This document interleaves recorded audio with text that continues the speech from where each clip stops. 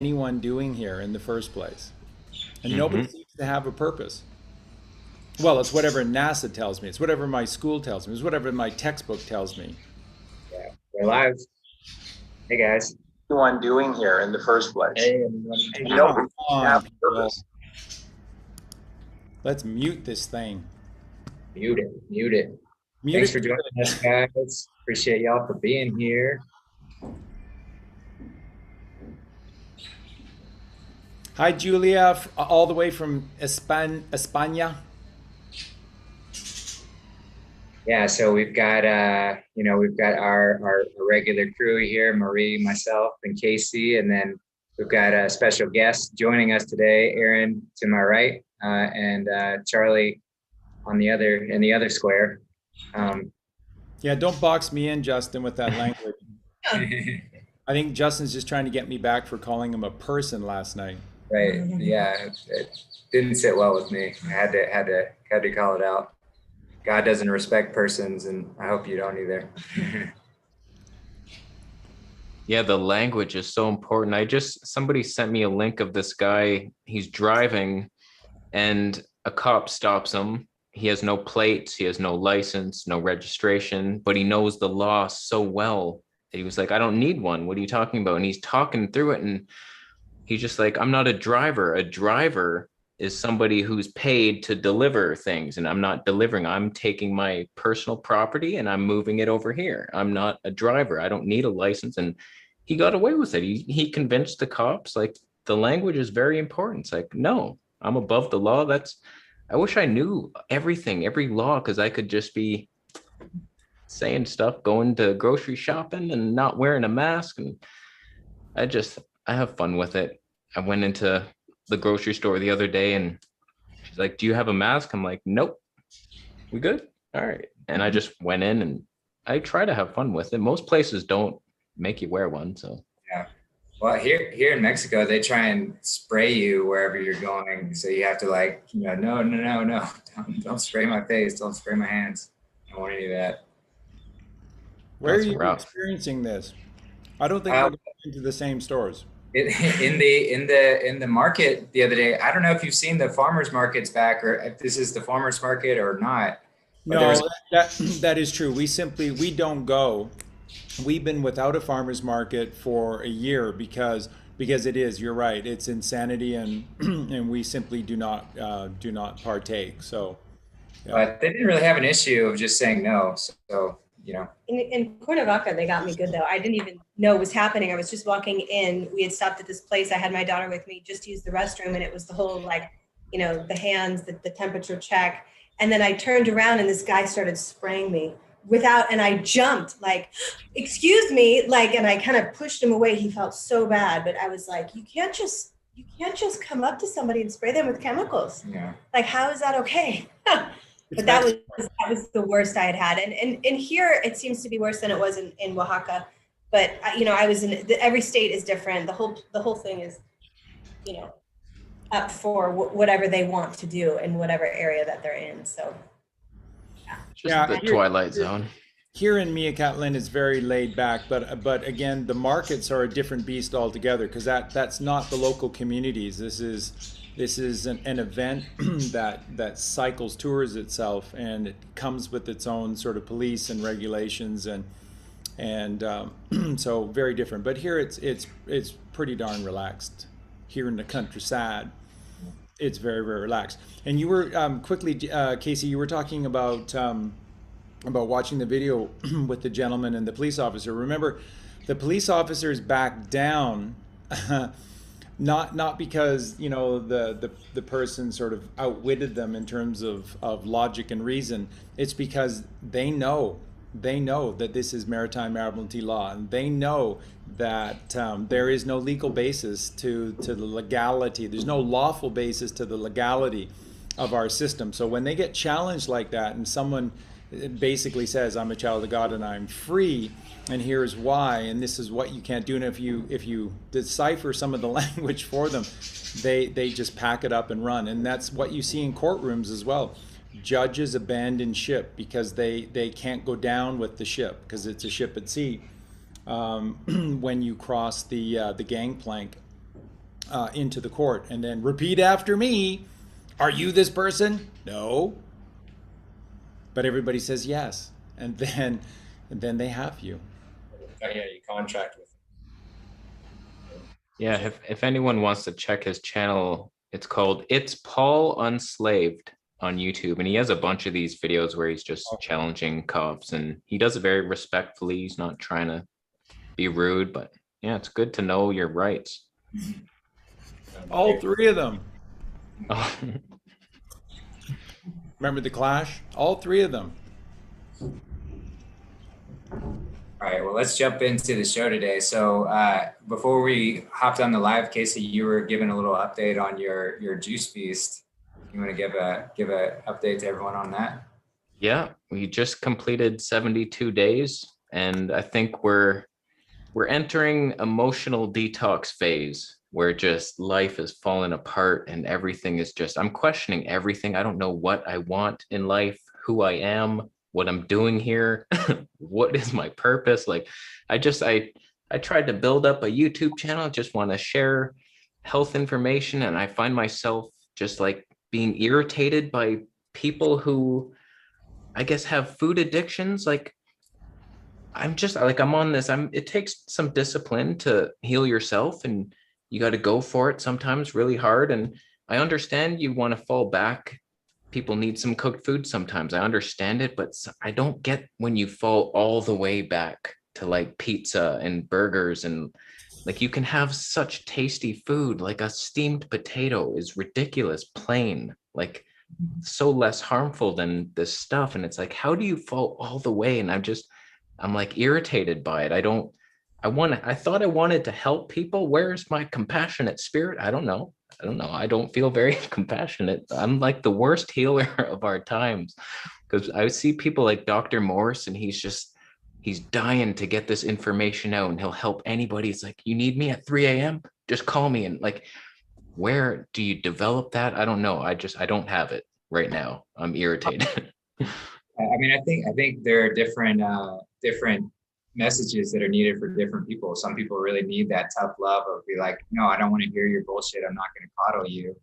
And sometimes that's exactly the kind of like kick in the ass that people need. So, I wouldn't discount your approach. That's why we're all here, is to provide that balanced perspective. So, I think you can do that too. And you bring such a comedic value into it that it really does soften the blow of you calling people out, so their ego can hear it, but then the comedy kind of like pairs with it to soften it a little bit, and it does come across very well. Thank you. Yeah, I'm getting a lot of skinny shaming, a lot of skinny hate lately.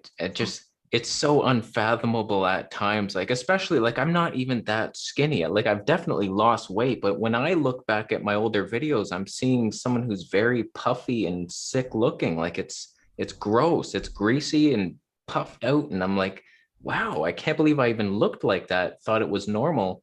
And now I'm thinking like I've lost 5 years. Like I look younger now. It's like, I'm looking the way we should. Like we're skinny. We're meant to be nimble and frolicking in the forest. And I don't know what people are expecting. Like when I just made a video about this. It's coming out soon.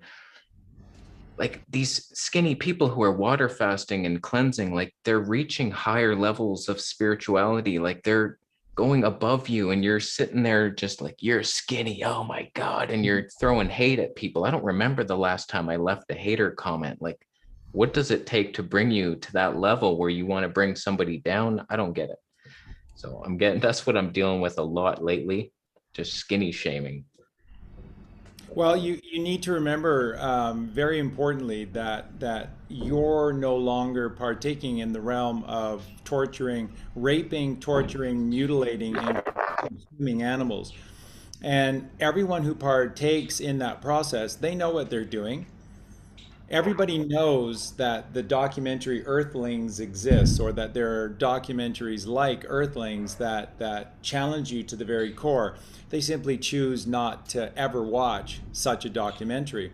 They choose to turn a blind eye to the hard truth of what it is that they're doing. We were talking about this the other night. It's like First time I was a kid in a restaurant and I heard a sound coming and I asked what it was, and it was somebody had just put a live lobster into boiling water, and so I said that's just horrific. And oh no, I don't think it's the lobster screaming. I think it has something to do with the shell. It's like, no, that's a scream. I can distinguish a scream because you put a live creature into a pot of boiling water because you're too lazy to you get off your ass and pick a mango, which makes man go off of a tree, and you reach up to heaven to get it. And again, anyone who thinks that eating meat in any way, shape, or form is the thing to do, oh yeah, go make a kill. Go stalk an animal and see what that feels like. Point the scope at an animal from a distance and see what that feels like. And then when you make your shot and you walk up to the animal blown to bits because you can't hit the broadside of a barn, absorb that. And then when you have to take that animal apart just to be able to get from it what you want, try not to throw up. That's why most hunters, they get good at shooting so that they don't have to see all the gory parts, and then they just put the animals up on top of the vehicle, and then they drive it back into town and let somebody else do it for them. If you had to do this process for yourself, you wouldn't be doing this process for yourself. So skinny hate, that's why. Because without having to say a word, you're confronting the horror of meat, dairy, and eggs. And it is a horror show. It's a shit show. And again, the day will come when we all look back on this and we go, Dad, you must be embellishing this story to some degree, because I can't even believe. No, it really happened. It really happened. We really did. And all because somebody told us to. And doctors with their stethoscope and their little temperature thermometer thingy in their pocket with their white lab coat going, trust me, I took 1 hour in nutrition in university. Trust me, eat your meat. Can't have any pudding if you don't eat your meat. How can you have any pudding if you don't eat your meat? How do we forgive ourselves for, because I've boiled that lobster whole, like it makes me cry now. And it's like, how could I have done that? How can we even, how do you feel good about something like that ever again? Yeah, but you know what? There's no judgment because they attack us from the moment that we're born. So there's no judgment here at all. I sound really, really tough, and I am, because you have to be that way. But there's nothing but compassion, because when they attack you from the moment that you're born, you're taken out of the womb in perfection, and then it's hell on earth. I have nothing but love and compassion for you, and that's where you'll get to, because I see you so clearly. I see the beauty in those eyes of yours, and I hear it in your words and in your humor. And you'll get to that point where you'll get to a point where you cross the river, and then you go, shit, I gotta go back. I gotta go back and save these people. But I just want God, and He's so close. I'm going back. Okay, I'm going back in. And you will. And then you just do it out of love, and because we're all in the same boat, which is from the moment you're born, it's lies. Justin and I talked about that on the show, Decoding Pink Floyd's Dark Side of the Moon last night, and it is just incredible what Roger Waters created on that album. And from the moment that we're born, we're black, and blue, because they kick the shit out of us with lies. And it's frontal lobotomy. It is brain surgery, and they dissect us. It's vivisection. All of this has just become a science experiment to see what we'll do under certain conditions. So I only have compassion and love for everyone. And then when you know better, you do better. So that's why it's up to us and we're so proud of you. That's why we love you so much, and we're so proud of you. I love these shows that you do with Marie and Justin. I'm so glad Aaron's here today. Aaron's a hero, because Aaron's done exactly what you're doing as well, and he's living proof, again, like all of us, of the benefits to just eating of the father and the mother. It's incredible. So we see it in you. We're so proud of you, and we know that you will turn around. You go, okay, all right, I'm going to help. I'm going to help some of these people, and you've been doing it. Yeah, I'm curious to hear your story, Aaron. What do you got for us? Where'd you come from? I'll just start with my juicing, I guess, or before that, I probably 18 months ago got away from the carnivore diet. I had a freezer full of fish that I caught and elk that I harvested the year before, so I could definitely relate to the whole taking an animal. But then after hearing the gnosis and actually knowing what's right, it was an easy switch. So I went raw like about 18 months ago, and then recently I'm probably about 7 months on orange juice, cycling in some extended water fasts, and just really getting a lot of mental clarity, body clarity. And went through the parts what you're expressing now, where everything was questioned and what the hell am I doing and who am I, and I'm just trying to go within a lot, and so had some pretty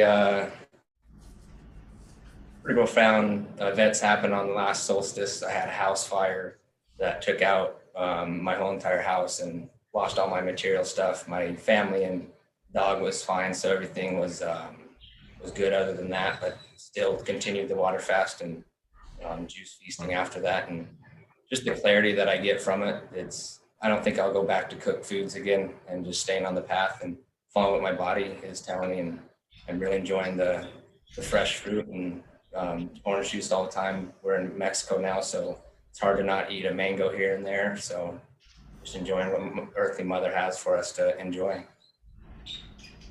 Yeah, it's amazing to see Aaron every day and his ritual. It's almost a ceremony that he goes through with making the orange juice, and just the gratitude and appreciation that he shows to it as he presses each orange, and he writes on his glass like words of affirmation and really strengthening the bond within that glass. And then he blesses the juice and he stirs it with a silver spoon and just pours so much love, and recognizes the resonance that's within that juice. And that's that relationship with the mother that we can truly help to ground ourselves, so that we can always stem from that place of acceptance and then grow from there. So he's truly an embodiment of doing the work, especially when it comes to diet and our relationship with food. Really just trying to hold that intention through and through, with the mental clarity and strength that we get through it, and things that we got to go through mentally, and bring that intention to the food so it carries with me throughout the day, and have my intentions every time I consume, eating and stuff. So Yeah, I love to be with Aaron too, because I think it's what you were saying early, Kasey, if I can just chime in around, people going all the way back to pizza and things like that. Like what we're really overcoming is our egoic consciousness. So the ego is in your third energy center. So anytime you stop feeding it all of the things it's asking for, it's going to get mad. It's going to come to the surface. It's going to have this rage, or ask you to question who you are and what you are. And what you do is you have to have a spiritual component to this, because that's what keeps you on the path. That's what keeps you grounded. That's what keeps you aware of what you're actually doing here. So it might start for a lot of people about weight loss or healing some physical ailment, but it does turn into a spiritual journey, because it has to, because you're overcoming your false identification with the old self. You have to step into who you truly are. So it's interesting when Charlie said, I crossed the river, and it's like, oh man, I have to go back. It's like you cross the river, you have these moments of bliss with juicing, and I can see it in Aaron too, but that doesn't come for free. There's something that you have to give up in order to do that. And that's why I think so many people come at you or come at anyone who goes on this journey, because it's hard, and the ego's got us really, really heavy, and it does not want to lose control over you. And so I think it's really important to keep that in mind, that you have to lean into God. You have to have some kind of spiritual component to this, because it won't work just for weight loss. Like, I mean, you might lose some pounds, but you're going back to the pizza unless you realize that this is about being who you were designed to be, your natural state of being. And I think that that's important. I see that in this beautiful community really clearly with, like, it's not that it comes easy. You do have to work for it. That's why we call it the work. But the benefits and the rewards from that, the compassion that comes, and then you realizing all of your errors and then learning how to forgive yourself, those are the gifts of the Spirit. That's what's so beautiful about having a community that can support you on this journey. And all of the people that are struggling, you know what that's like, you know, so there's your compassion. You're like, wow, I know that. And I know that this is hard. I mean, you're 72 days in, that's just incredible. Really, really beautiful. I just wanted to chime in with that. Yeah, beautiful. I mean, it's important. And when you see people that are doing this kind of work, you always can recognize that the ones who are successful have that spiritual component to it. So, you know, like John Rose always mentions the hero's journey. Shane Sterling always mentions the hero's journey, like the fact that we have to have this higher sense of purpose. And then Charlie absolutely echoes that as well. We have to have this higher purpose as to why we're doing this. It can't just be, just because, you know, I'm just experimenting or whatever else, but it has that higher component of, like, we're doing this for a reason, because it makes sense logically, but it also has that spiritual aspect to it as well. And that kind of gets into the whole why avenue, which I know we wanted to focus on for this first half of the show today. So with that, if anyone doesn't have any additional comments, I'll hand it over to Charlie to kind of get into the why portion of why are we doing this? Why are we here? And what's going on, you know, with all this diet stuff. Yeah, you know, one of the biggest questions that I get with regard to food and one's dying in the physical diet, dying in the physical is Charlie, how do I get the spiritual component to this journey with food? And you don't do anything. You do the work authentically. If you're doing it authentically, then it happens automatically, and it has to, because everything is holistic. God's truth. This is why it's always so laughable when you hear the spiritual community talk about my truth and their truth and his truth and her truth, and it's all just so lovely. Everybody has their own truth. We just have to respect everybody's truth. And then pretty soon, you know, you're teaching kids to masturbate in grade 1, and the person who teaches them is wearing penises all up and down his body and head. And that's just totally okay, because he has his truth. And the grade 1s just have to respect his truth. And there's just so when you walk down that path, sorry, but that's Satanism. You're either with God or you're without God. And without God, you're with Satan. It's that simple.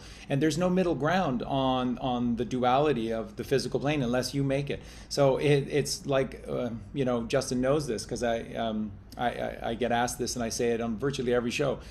We always felt, Colleen and I always felt, if we didn't do this, nobody was going to do it. We waited and waited and waited, and it's been that whole way through our lives, that if we didn't do things, it wasn't going to happen. And that's just the way it is. Whether you like it or not, you have to be the change that you want to see in this world, Mahatma Gandhi. And until you do, until you have the courage to live for the beauty and the strength and the ascending and the rising of others, then you're going to sit on the bottom, and you're going to be a bottom feeder. Take a look around you. Take a look at your family and your friends. They're all bottom eaters. Everyone's a bottom eater. Watch a football game. What are all the commercials? For bottom feeders and all the problems that come with bottom feeding. And so you have to get high. These words are holistic. So when you eat fruit, you become light. What does light mean? Well, it's opposed to darkness. So when you eat fruit, you're taking the sunshine, which is the Father in the sky, and you're enveloping it within you. So you're becoming filled with light. But light is not just as opposed to darkness, it's opposed to heaviness. So then you begin to rise because you're not heavy. And so then this is where the whole allegory of Israel and Egypt comes in, where Egypt is locked or trapped in the sands by your uncles, and you have to raise through the Tesla coil out of your uncles. That's what an ankh shows you is a Tesla coil. And you have to rise up out of your uncles, which is rising out of Egypt, crossing the Red Sea to enter into the Holy Land. Does that sound familiar to anyone? Well, I watch it once a year on TV. So that's the process that happens physically within you. It happens metaphysically within your mind. And you can't not have this experience if you do the work. So it's a natural. So, you know, when we started the show, the questions were being asked: who am I? What are we here for? Why am I doing all of these things? Because if there isn't a reason or a purpose to any of this, then it truly is just there might as well be a Big Bang. There might as well be aliens. And you know, and they're, you know, eating us and splicing, or might as well, because what's the point to all of this? If there's not a reason to all of this, then it's just random chaos, which is what they paint with their brush 24/7, 365, right? That's beating you with a fist until you're black and blue, is watching their television, because everything they tell you is a lie. It's watching their movies, because everything they're telling you is a lie. And then they put some truth on The Simpsons. It's like, see, and you didn't get it, idiot. We can do this to you because you didn't watch that Simpsons episode and you didn't get it. Yeah, but you lie 99.999% of the rest of the time. How am I supposed to know that's the one time you were telling the truth? So it's completely unfair. It's unlevel. And the earth is level. And what does the word level mean? Truth. And the etymology of the word level is truth. And if you look at the zodiac, and we look at the clock of the zodiac, at 3 o'clock here is Libra, which is at 1 o'clock is Leo. At 2 o'clock is Virgo, and at 3 o'clock is Libra. So that's father, mother, child. Leo is the father, Virgo is the mother, and we are the child. So that tells you who we are. So you ask, who are we? You're Libra. Born free as the wind blows. Born free. That's who you are. So when somebody asks you what your name is, you know, I'm born free. Oh, that's a cool name. Is that Hungarian? Yeah, I think probably. Something like that. So that's why in the Bhagavad Gita, Krishna says, I am me 108 times. That's why the rosary has 108 beads. That's why a baseball has 108 stitches. Because it's all about 108. In Gematria, we don't count the zeros, so it's 18. 18 is chi, which is the energy of life, which is the ether. Magnetic electricity, magnoelectricity. And they call it electromagnetism. But magnetism is infinitely more powerful than electricity. So that's who we are. We are I am me, because I am is Yahweh, which is Yahweh. And it translates from Hebrew Yahweh, which is, they apply vowels Yahweh, to Greek, and Yahweh becomes Java, and that becomes Jehovah. And so Jehovah is simply I am that I am. And you are the me, magnetic electricity, the number 18. You are the child of this natural creation. And you're everything because you're the child of God. And we're all connected. The difference between us is so very small, and yet we're all uniquely different. That's so important because it means we shouldn't be dressing alike. We shouldn't be acting alike. We shouldn't have all the same interests and be watching the same things. There should be so much variety in what takes place, but there isn't, because there's a monoism that is going on. And that is the upside down monoism, which is Satanism. Because if you're not with God, you're with the devil. It's that simple. So if you look at 18, 1 plus 8 is 9. What's the 9th letter of the alphabet? It's the letter I. And it's not two I's, it's a single I. And if you look at the letter I as a small cap, it is a pillar with a dot above it.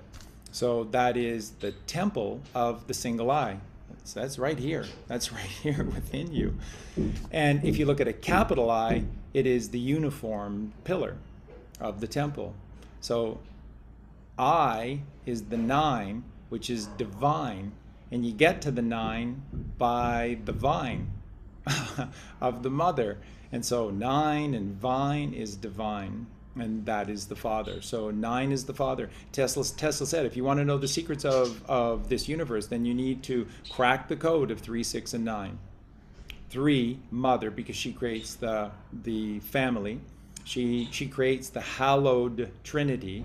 And then 6, because that's the journey of man. How many chakras do we have? Energy centers, as Marie says. How many chakras do we have within us? 6, 6, 6. Nothing happens until you crossify at the throat chakra to the third eye chakra.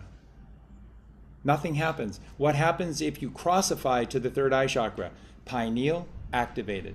The pineal, which is electrical in nature, sends an electrical stimulus through a nerve ganglion called the stria pinealis, and that means straight line from pineal. And it runs from the pineal gland in a straight line, tiny little nerve ganglion, and it runs to this thing called the fornix. And if you look at the etymology of the word fornix, it means furnace. So this is the baptism of fire. And you only have the baptism of fire if the third eye fires, which is the pineal gland. And so when the pineal gland fires with his electric stimulus, the fornix, which is the rock in front of the tomb, which is why rock and roll exists, and that's why we exist, to roll the rock, which is what rock and roll is teaching us. And I've shown you in all these bands, and virtually every single song is to roll the rock in rock and roll. And then what's rolling the rock?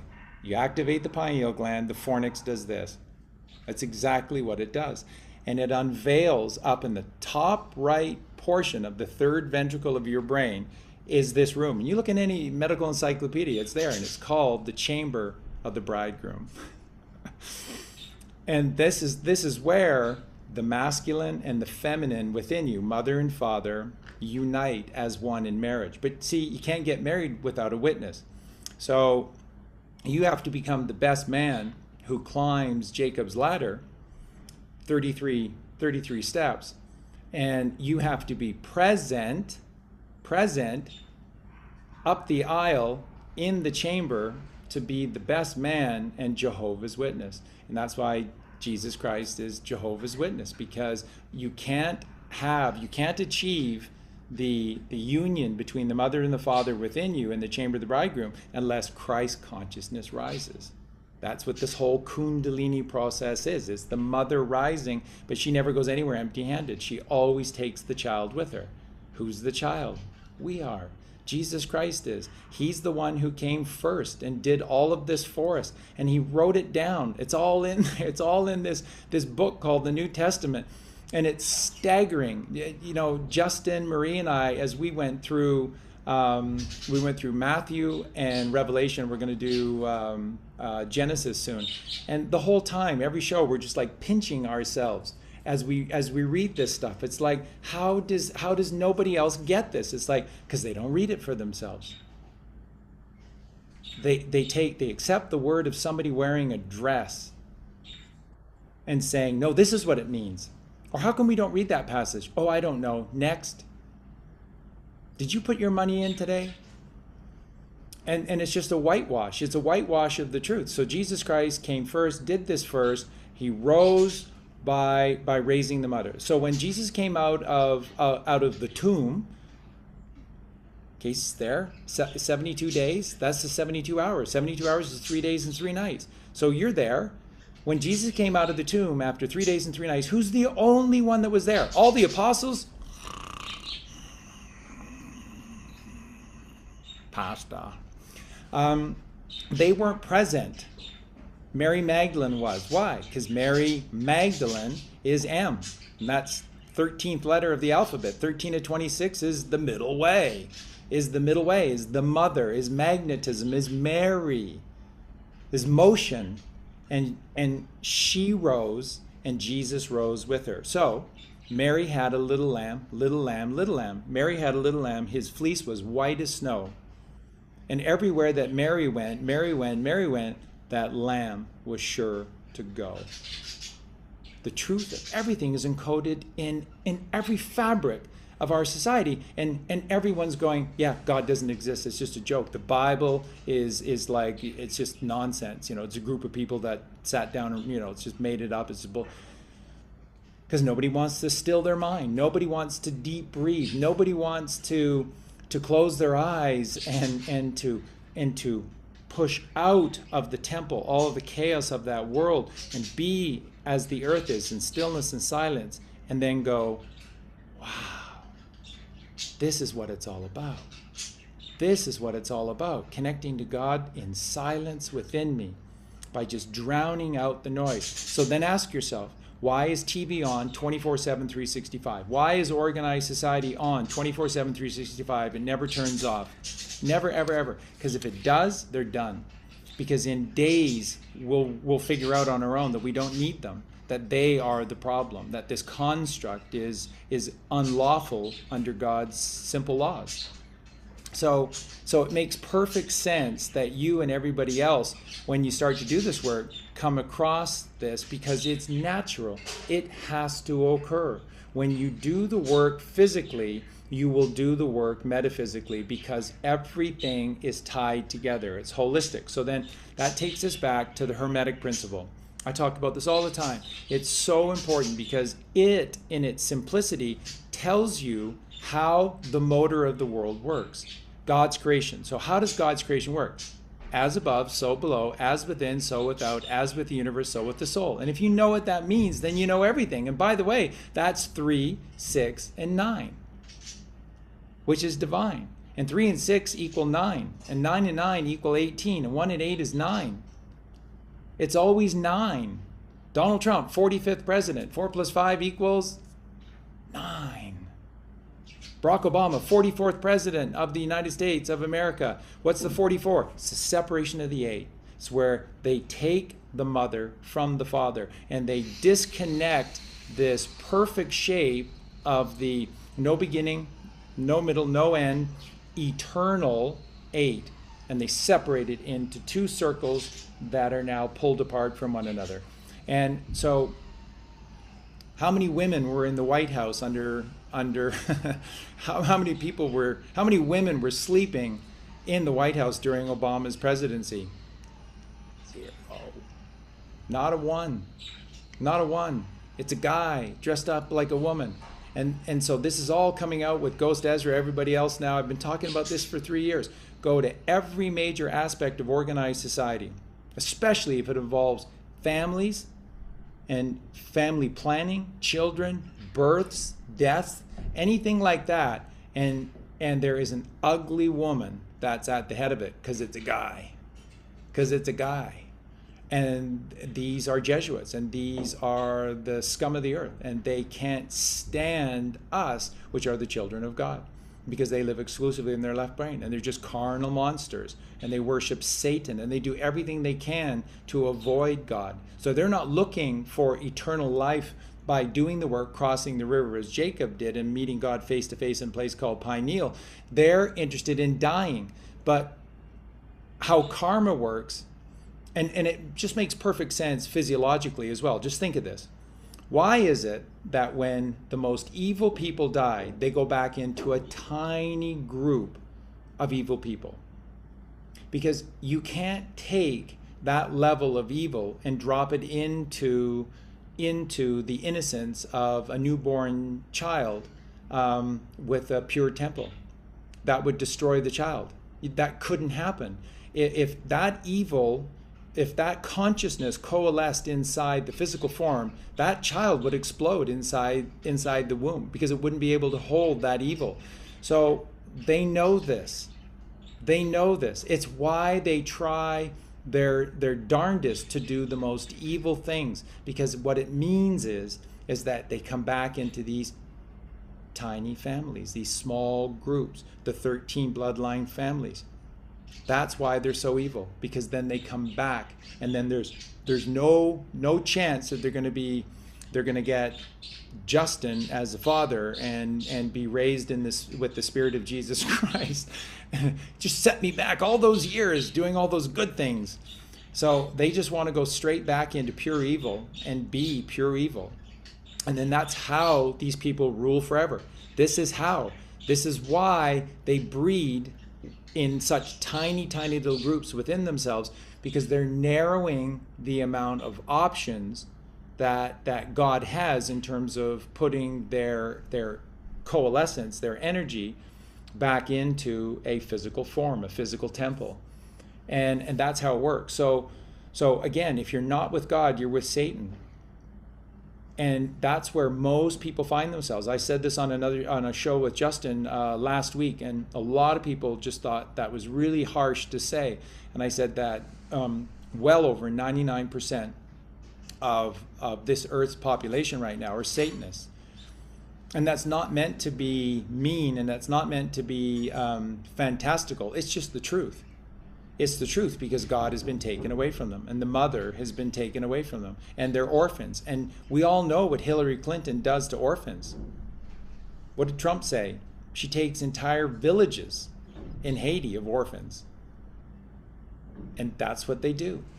They separate you from God. They separate you from our sacred Mother Earth, and then you're alone. And when you're alone, they corner you in with their rules and their regulations, and they come hunting for you, and especially your children. So when you do this, like, why should we try better? Why should we try better? Why should we care about animals when nobody cares about me? Poor me. It's always poor me. So, and that's mostly the reason why people don't do nice things or kind things for others, is because it's always poor me. So you got to get out. You got to get out of that false temple about me, me, me, me, me, me, me, me, me. It's not about you. You're just one of so many different creations. And the joy, the true joy that comes, is when you see others in their glory, in their joy, in their happiness. And those are the gifts of this world. Those are the rewards for what you do, which is the bodhisattva. So when you cross that river, if you turn around and you come back because you want to see others have the strength and the courage and the wisdom to be able to make the choices that you did, to rise and get out of hell, get out of Dodge, then that's when you really receive the pure manna, the pure gifts, the pure thoughts from God. Because this is the highest high. When you dedicate your existence to others, then you're ascending into the temple of God, and you'll never leave. You'll never ever leave. Once you reestablish this connection, you'll never leave. I'll never change the way that I am. Never, ever, ever, ever. I have no plans on dying anytime soon, because there's too much to do, and that doing is helping others.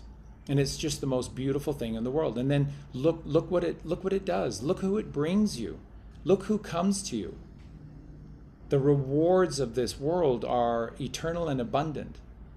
And when you do the work, what does that mean? Charlie says that all the time. You have to be serious about doing the work.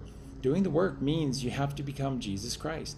And it's all there in the pages of the New Testament. And Jesus never spoke but in parables or allegories, but you know what? His parables are so easy to understand, and he spoke so much unadulterated truth. It's just plain and simple. It is not rocket science to read that book for yourself and to be able to go, wow, that's who we are, and that's what we're supposed to do. And that's it. Be Jesus Christ. Don't say that you love Jesus and you go to church and you wear your fancy clothes on a Sunday and you give 10% of your wealth to some asshole that's raping your kids from behind the scenes. That's not Christ-like at all. What did Jesus do when he went into the temple? All hell broke loose, and then they killed him. Why? Because he said, I will tear down your temple, and within 3 days, without using my hands, I will rebuild the temple. And they're like, no, it took us 74 years to build this temple in Jerusalem, Jesus, so I think you're lying. And he's like, watch me do this. And then he did. And in 3 days, he created a temple for all of us. And it's the hallowed ground within us. And all you have to do to get this already been built. He did it. He's Hiram Abiff. Get it? In the Freemason temples, they pay homage to this mythical figure, this allegorical representation, who's the builder of the original Masonic temple, Hiram Abiff. That's an allegory. Hiram Abiff means high ram above. Who's the high ram above? Jesus Christ. Jesus Christ. And he built your temple for you. Solomon's temple is inside your head. That's Solomon's temple. That's the 11. 11. God's singling. You see everywhere you look, you see 11. Because God's saying, I'm here inside your temple. And all you have to do is raise the Christedness within you, which is the chrism oil, which is Christ consciousness, which is an energy, which is a frequency, which are the 4 rivers of the Garden of Eden: your urine, your blood, your semen, and your saliva. Those are the 4 rivers of the Garden of Eden. Nothing else. Not the Pishon, the Gishon, the Tigris, and the Euphrates. It's you. And it's those rivers inside of you. And if you make them alkaline, then Christ rises within you. Because that's what Jesus Christ was. He was the alkaline man, both of body and of mind. And that's the thing, like Justin and Aaron and Marie, they always share with everyone. It all starts with your food. It has to, but those are the building blocks of real change in this world. Then you start to breathe differently. When you start to breathe differently, you change your brain waves, and your brain waves determine your thoughts. That's 100% pure truth. Your brain waves determine your thoughts, and there are six basic brain waves, and only one, beta. We got a new program. We're going to give it to you for free. It doesn't work properly. Probably give you a virus on your computer, but it's free. Take it. It's called beta. Beta, bad. And there's only one. And they transmit radio waves using beta carriers. They transmit TV waves using beta carriers. Always, everything they use is beta. Because what does beta look like? It's like this. And it makes you act like this. And you can't still yourself. And you can't find the calmness. You can't find that inner place to go to. You can't get to the high ram above, high ram abiff, that the Christed one built inside of you. So, but as soon as you start to breathe, immediately out of beta to alpha, to theta, to delta, to gamma, that's what the frequency is gamma waves. And if you're in gamma waves, it's like, you could be on a battlefield and nothing is going to touch you. No one's going to be able to come near you. No negativity, anything that you don't need. It's just magnetic repulsion. It can't even come to you. You draw what you need and you repulse what you don't need. And those are gamma waves, which are the of the mother. And we're frequency. And when you get to epsilon, which is what I'm, just the way I'm made, I guess, but it's what I'm capable of doing. When I was younger in school and with our family doctor and stuff, they were just like, that's the weirdest thing in the world. You barely have a pulse. And I'm like, oh, is that a bad thing? Am I going to die or something? And he's like, no, it's really good because it means your heart is barely moving and barely working. It's very few people have that. And it's what allows me to be so good at meditation, because it's just so easy for me to be able to still myself, because it's just really calm.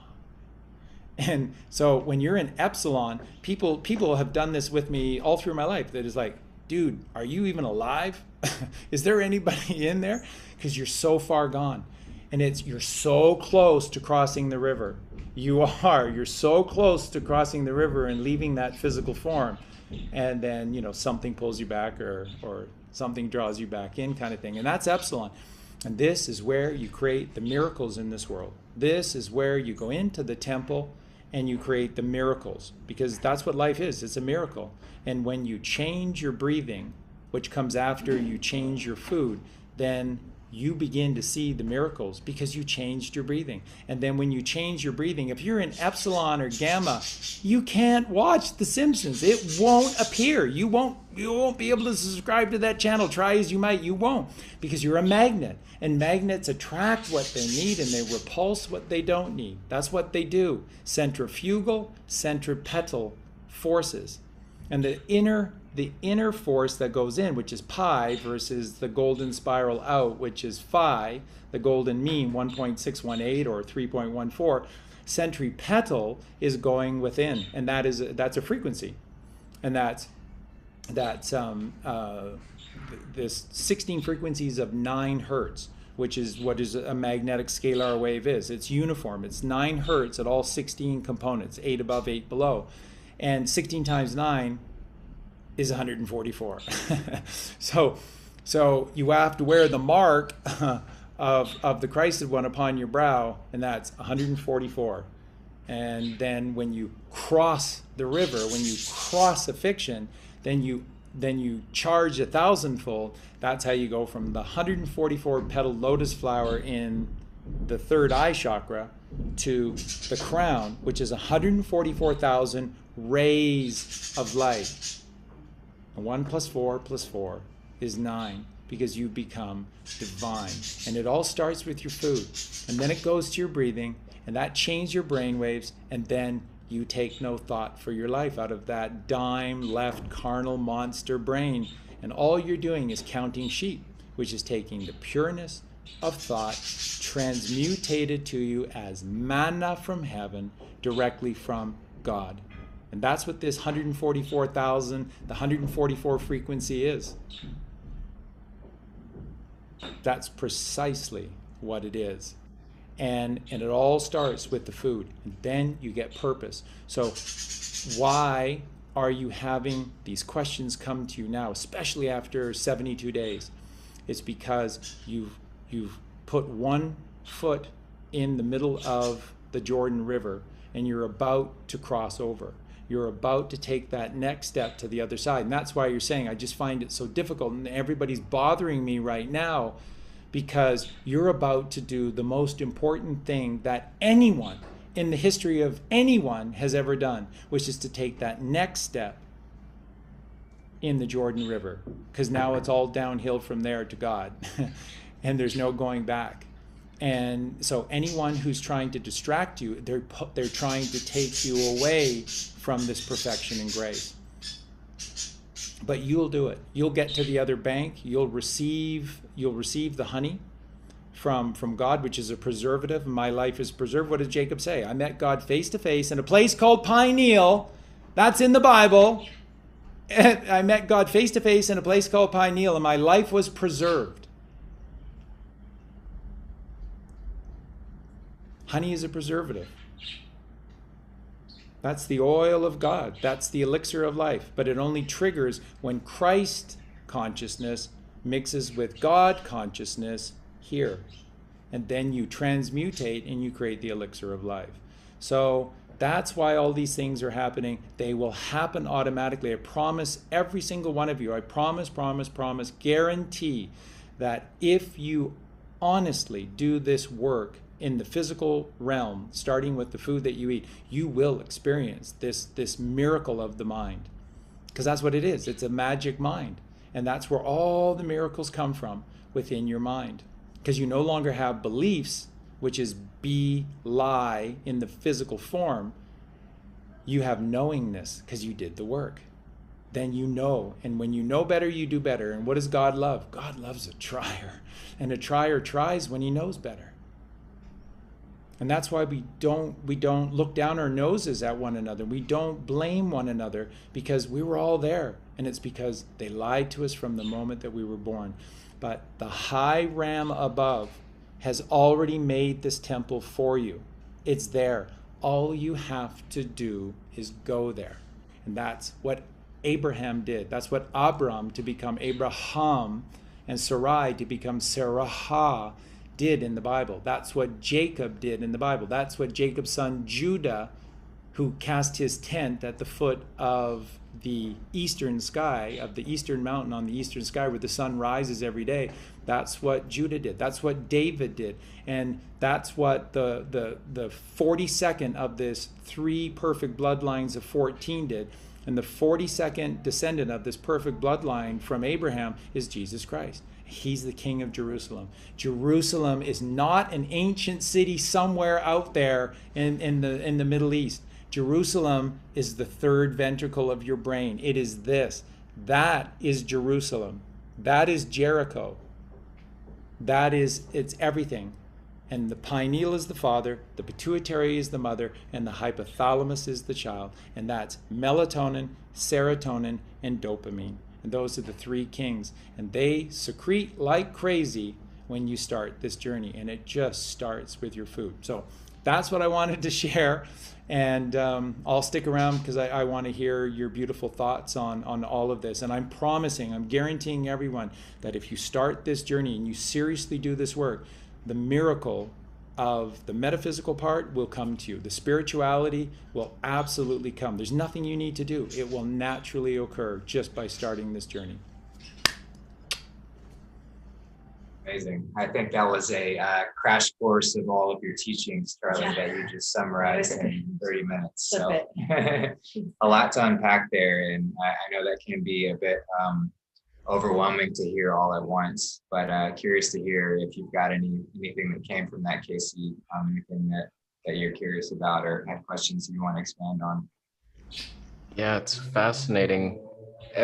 Since the beginning of my healing journey, it's always been about myself and just heal this body. And I've read probably hundreds of diet books, and every time they get to the spirituality section, I'd skip past it. I'm like, no, it's physical. I'm trying to physically heal my body here with food. Like, stop it. And I could never go there. And now 72 days in, I'm finding I can't ignore it. And I'm trying. I'm like wasting time on YouTube and nothing's appealing to me anymore that I used to love. And I'm just like, what am I doing?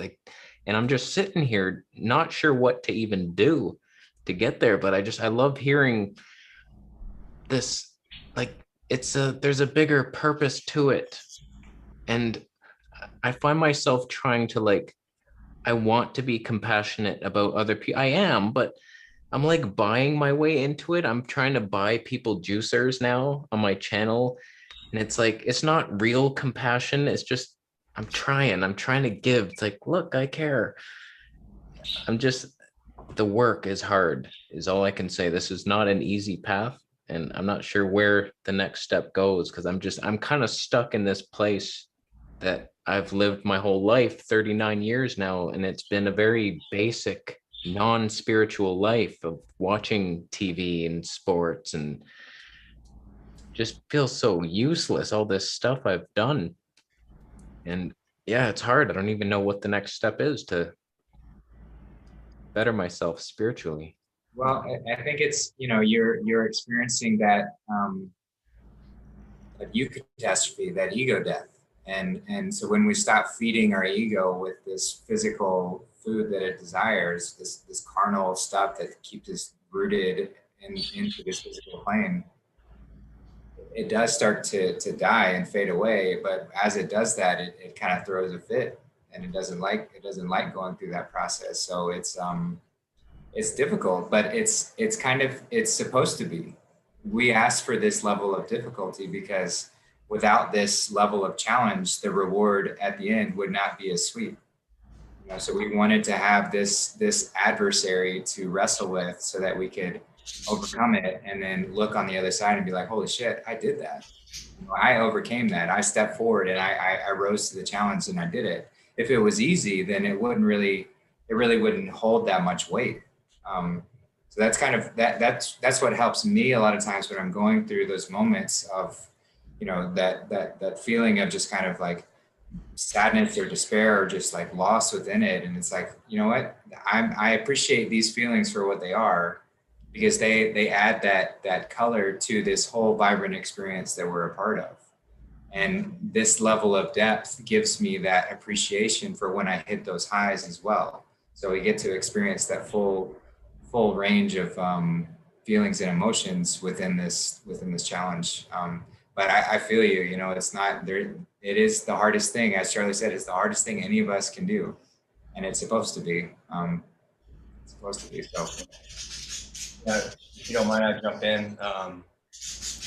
Going through that same eucatastrophe and being filled with the outside world opened my eyes to how much we need to go within. Spending more time with meditation and my breath through that beginning of the fasting allowed me to really recognize the power that we do withhold within and the capacity that we're able to embody, you know, since we are doing the food journey and purifying ourselves and getting rid of the matter that we have stored up. But then we also have this matter in our mind that we're attached to. And that's, you know, what you're kind of experiencing. Because I was the same way, like looking at anything outside of me, it really wasn't fulfilling anymore. Asking, you know, who am I? What am I? Where am I? What am I? What am I doing here? And all just drew everything within. And doing a breath work like Charlie speaks about and going to deep meditation, all that was hand in hand, especially the length that you're into the juice feasting. And I just cycled in some extended water fast, and that's really where the mental aerobics came in as well. You know, so then just started working that and finding that peace within, really settled that unsureness of what we're doing, and gave definition to actually what I was doing. So. Me too, if I can chime in now, this is what is time for, you know, like there's a time for YouTube videos and there's a time for meditation. There's a time to heal. And that's what's happening for all of us, is that we're now becoming acquainted with all of this light that's coming in, which is also clearing away all the dark, which means we've got to give it up. We've got to surrender. We've got to stop fighting. We've got to align again. And I think for me, it's a lot about realizing that I'm healing my own separation from my creator.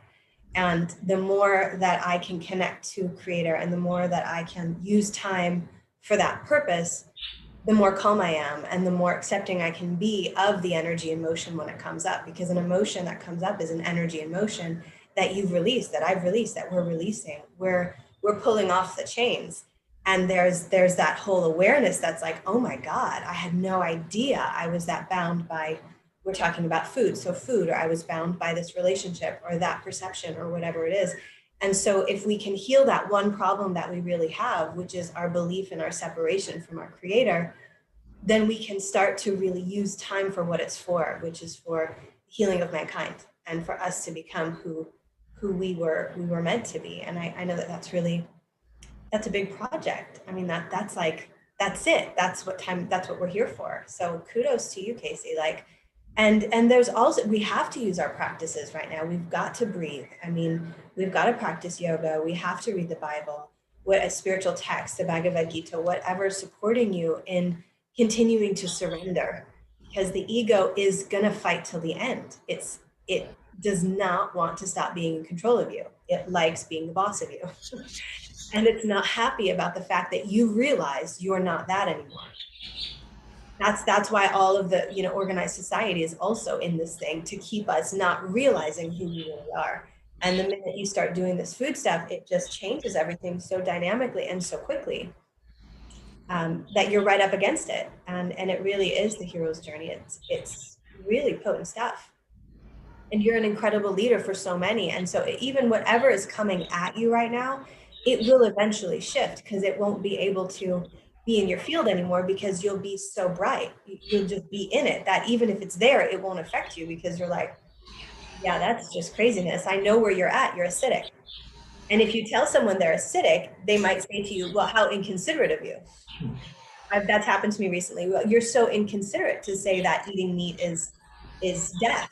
And it's like, well, you should consider that. And that's what we're doing. We're considering reality. What is real? What is the truth? And when you do stuff like that, it's automatically going to shake things up. And that's what we're feeling collectively right now.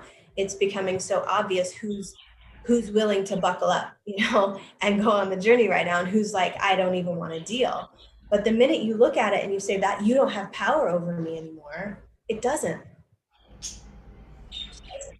Goes back to the saying that Charlie always speaks of, and I express it as, surrendering all thoughts and being the observer, really giving no thought for their life. And once you look at it, everything as energy, and this transformation that you're going through and detaching from the old you and reforming the new you, that observer comes into play, where we have this energy that we're experiencing, whether it's inside of our mind with the food that we eat, other people around us, and whether we attach to it or not and want to exchange with that energy, we get to resonate at a higher vibration, and and not have to accept that energy that used to be there. That's why some of the things don't feel as familiar, or that they're not soothing as they were before, because you're really stepping back into that observer standpoint.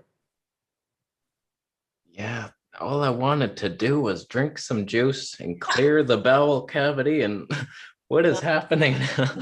I'm just like, everything that used to make me happy doesn't make me happy anymore. And I'm going back, and I'm still stuck in that area where I'm just like, okay, I'm looking at camera gear here. Okay, I used to really love looking at all these specs of different cameras, and it's like, I don't care about any of that. Oh, I have a camera channel. That's how I make most of my money.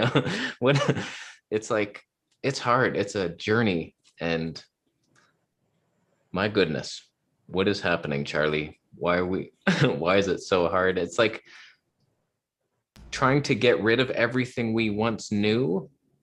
No, no problem. Just forget everything. But I'll tell you, the happiest I ever am, like when I'm here struggling, I'm on looking for things to distract myself with, when I back off and just go chill on the couch and just, okay, relax. Oh, wait, this is fantastic. Life's amazing. And it's like all the pieces in there. And it's like every time. And that yet I still go back to this box here that I'm looking at and looking for other things externally. But like Aaron's saying, it's like that doesn't make you happy anymore. You have to go within. So that's what we're all realizing. I just wanted some juice, but completely different person on the other end, not just physically. Yeah, well, I think taking it, looking at what you're doing now, which is healing with the mother. You're using the fruit that the mother provides to heal the physical body.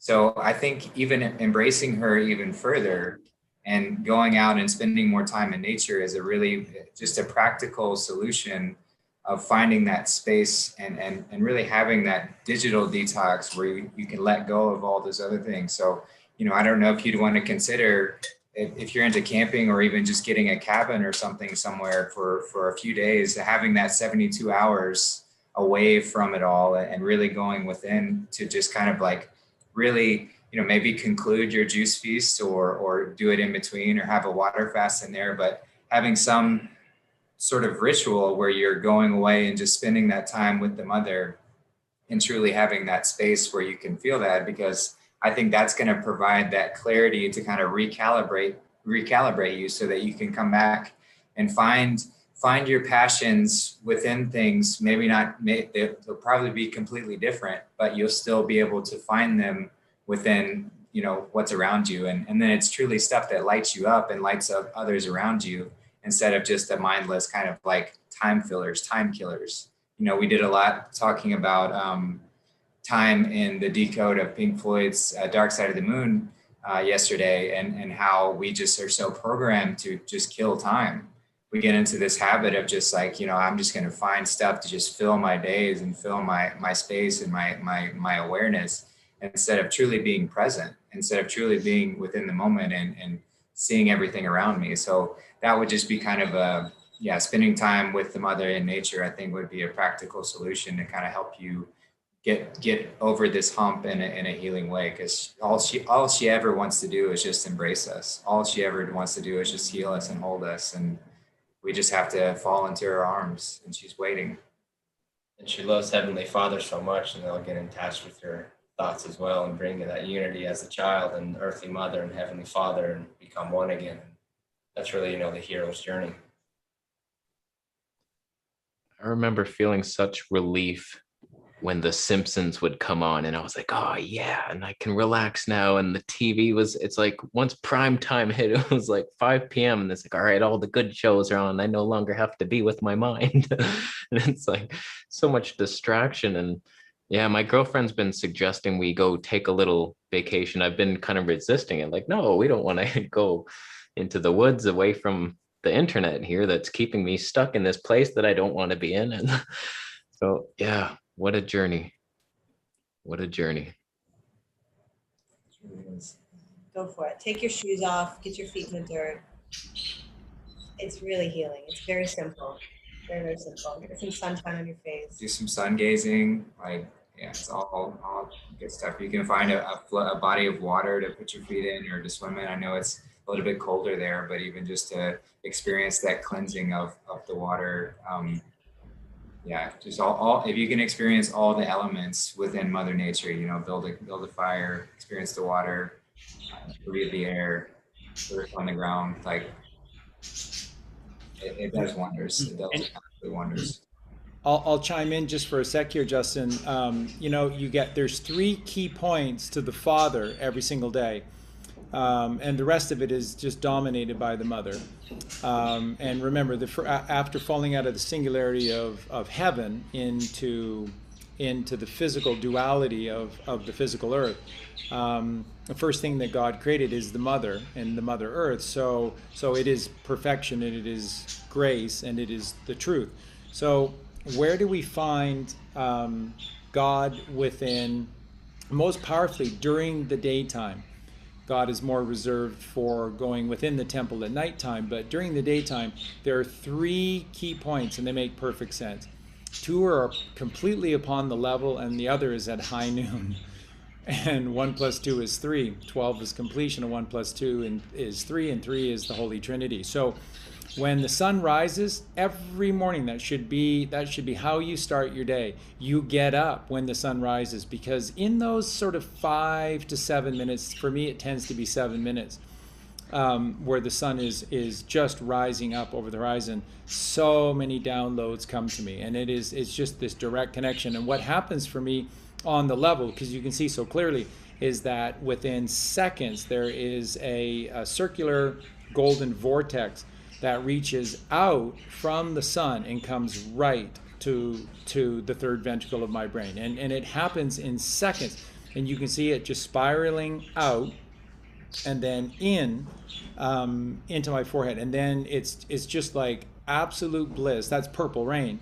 And it's absolute bliss. And just so many things are decoded. Why does that occur? Because you're upon the level. You're upon the level. The sun is rising, it's perfectly level, and level means the truth. And when the sun sets at nighttime, it's that other miracle time during the day to be upon the level.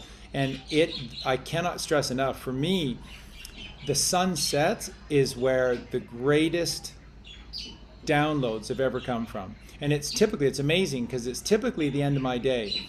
When I'm walking back up the road and finish, doing all the work in the field with the horses and the goat and stuff like that, and you come back up the road, and I'm walking directly into the west, and there is that sun upon level, and the things that come to me are incredible.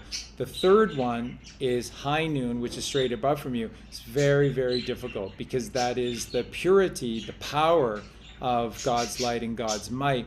And if you have any darkness in you, if you still are harboring secret spots and dark thoughts within you, it will blast holes in you. So that is the last place to start. The highest rewards will come with it, but it's a journey. It's a journey to be able to gaze at the 12 o'clock sun. But those 3 points are the 3 points where God is so profoundly in everyone's day. It's not for me. It's not just for me, it's for everyone. And what I began to notice upon high here on the 3rd level of our house, and looking east in the morning, that's when I saw it. I saw all the morning glory, the vines that creep with these beautiful, gorgeous blue flowers. They're all facing east. Everyone was in alignment. And I looked down to the field right next to me, to all the cows. They were all pointed east. They were all pointed east. So there was me, there was the morning glory vines and the blue flowers and the cows. All of us were in perfect alignment facing east to the Father rising, because they're all reaping the benefits of this gift that's there for everyone. But no, it's not. That's stupid. I need as much sleep as I can get because I got to get to my shitty job.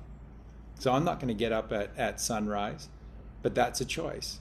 And you dismiss the things that you don't know. And a lack of wisdom is simply ignorance. So that is sort of the miracle every single day that you can do that costs nothing.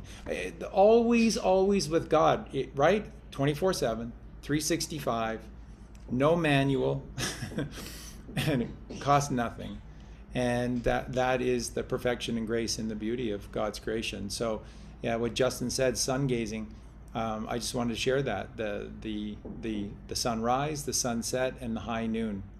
And you want to connect to God. That's how you do it. And you're full of light. Just also too in the yoga tradition, 12 midnight and 3 a.m. So over a 24-hour cycle. So if you find yourself up at 3 a.m. is a great time to also meditate, go up under the stars. I think a lot of people get frustrated if they get woken up at 3 a.m. They toss and they turn, they get frustrated and mad. That's because there's something that wants to be shared with you. And then midnight, doing some breath work, if you are still awake before you lay down, can also add to that cycle of staying in touch with the rhythms. Yeah, last night I was up at 3 a.m. Like, it rarely happens, but it's funny you say that. And then I'm like, for 2 hours, I couldn't sleep, and it was kind of frustrating. Yeah, it's because something's coming through for you, something really good. Gotta just sit up and let it happen. Yeah, that's right. And don't deny it. Don't deny it. Let the miracle occur. But most people panic and fret because I have to get up at 6. You don't need sleep. You don't need sleep. You need God. You need wisdom. So that's what you need. So don't deny the miracle. So, and Marie was talking about in the ancient yoga traditions. These are the ancient shamanic traditions as well. And this is what you're looking at. So the zodiac is a clock. And so you're just looking at the clock. So cancer is why we're here. But they've turned it into the worst disease ever. You don't want cancer. You're going to die, and it's horrible. And no, it's the greatest thing ever, because cancer is at high noon, is 12 o'clock, and that is the unison of the 6 and the 9. So that is the masculine and the feminine. That's balance and harmony and peace.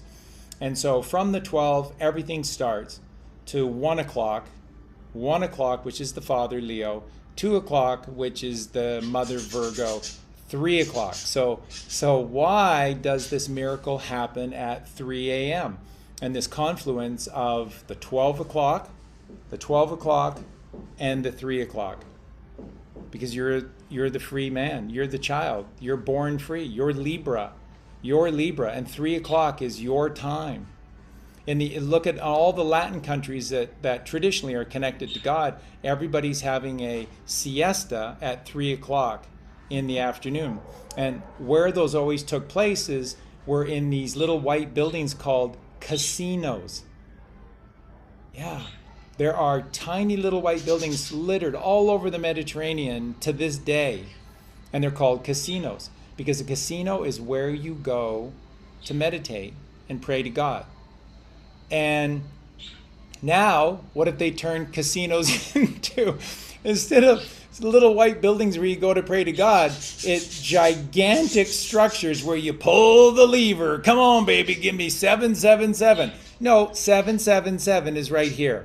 The 3 cherries are right here. It's all inside of you, but it's all out there in their world. And they use all that same symbology. And so so 3 o'clock is the 12 of Cancer and the 3 of Libra, because the whole point is for you to become balanced within you between the father and the mother. 6 and the 9. 69 is Cancer. It's the greatest thing. You want Cancer. Their cancer doesn't even exist. It's just acidosis. No such thing as cancer cells. There's just acidosis, and that's your cells reproducing as fast as they can to try and keep you alive. And they tell you to go home and eat lots of meat. It's unbelievable.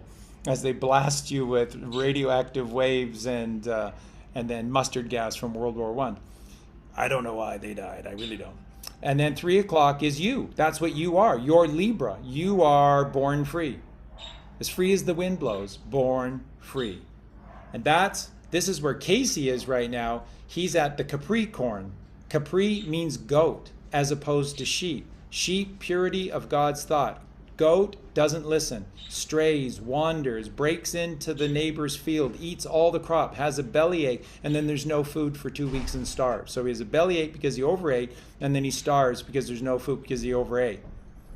So there's no balance. It's the opposite of Cancer. There's no balance. So on December 21st, we need to have wisdom. And then in the 22nd, we go into the tomb for 3 days and 3 nights, 23rd, 24th, and we come out of the great fish.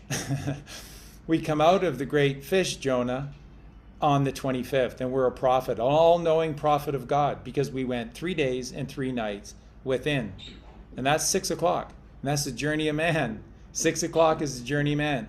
And then at 9 o'clock, which is on level, what are the two that are on level? Born free child, Libra, and Aries. What is Aries is just a play on these letters. What does it mean? Arise. Aries is arise. That's what you're here to do. You're born free, and then you have to arise. So born free is the C, arise is the Y. And it's all about kymatics and kymatica, CY.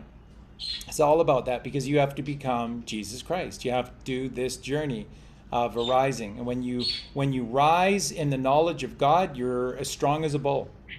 And then you begin this process of finding balance with the mother, because you become twins with the feminine within you. So the masculine and the feminine are becoming twins to become pure balance and harmony, which is Cancer, at 12 o'clock. And that's why Marie is saying, and it's what all ancient cultures talked about, 3 a.m., 3 a.m., the miracles of 3 a.m., because you're the child of God, born free at 3 a.m. in balance with the father and the mother, 12 and 3. And that's where that tradition comes from. And so it all comes within. And I just can't stress enough to say to you that you don't have to do anything. You don't have to do anything, Kasey. It will all happen for you. You just have to keep going on the journey, and all of these things will fall into place for you. And you're going to start to see with regularity signs from God. And it's the coolest thing in the world, because you know that they're signs from God. And it's probably difficult to explain to somebody else that they would even believe you. Only you would sort of know that, wow, that's so cool, because that was meant for me in that moment. How could I make somebody believe that? I don't know.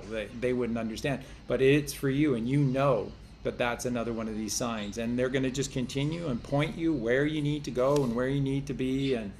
And you know, if you want to come join us here, I mean, you would be, you know, so welcome. And these are the true riches of the world. The true treasure of this world is each other. And that's kind man. And so when we become kind man and we spread the infection of kindness, then it permeates all life.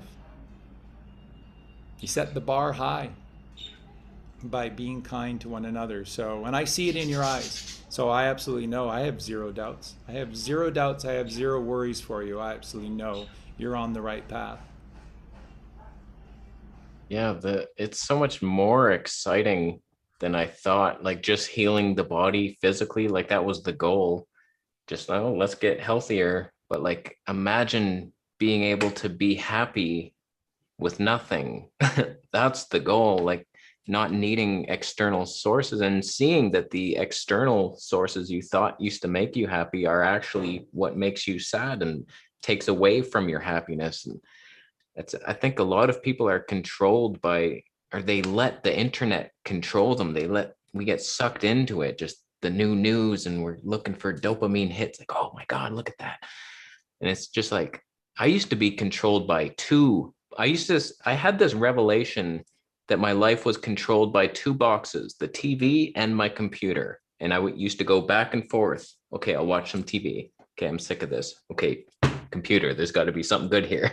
And then we just back and forth. So I got rid of the one box. We got rid of the TV box. Now we have this internet box. We're still working on that one. But yeah, just so happy can you be in the mind with nothing? And that's always been my goal. And this is what you got to do to get there, I guess. Clean out the body, and then things just start happening for you. And it's harder than we thought, but also more exciting than you could have ever imagined. And it's a great journey to be on. It's a tough one, but you can do it. Yeah, well said. I mean, it fits so well with just looking at it from our 7 chakra system. You know, we have to go up through this path. And so we have to start with the physical. We have to do the in-body, the 5 physical first. And we have to address that. Without doing it, there's no way to reach that mental clarity, to reach that space of pure bliss. And so this is just the journey of man, to start at the bottom, to start with the mother, and to rise with her, and to go all the way. And then you're at the hardest point right now, which is crossing the fiction, clearing that throat, and going into that next stage, which is the baptism of fire, as Charlie was speaking of. And that's where everything that doesn't serve you is burned away. Everything that you know you had to create this false sense of reality before, that's not serving you anymore, is literally burning away. And that's an uncomfortable feeling. It's not necessarily easy to go through. It's definitely not easy to go through. But having that trust and that knowing that what's on the other side, because this is the hero's journey, this is what we're here to do. We have this knowing that on the other side is just this penultimate like reward built into it. It's this heaven on earth that we get to achieve, and we get to create, and we get to manifest, and we get to be and walk in it. And so going through this difficult process is just like, you know, I really try and get into that state where I'm like yearning for that challenge, because I know the more that I lean into those challenges, I know what's on the other side. I know that it's just going to continue to show me that, you know, God is presenting that particular challenge for me to grow from. And when I can lean into it, then I take away some of the sort of stubborn painfulness that has to be associated with that challenge. And I get to experience the reward a little bit faster.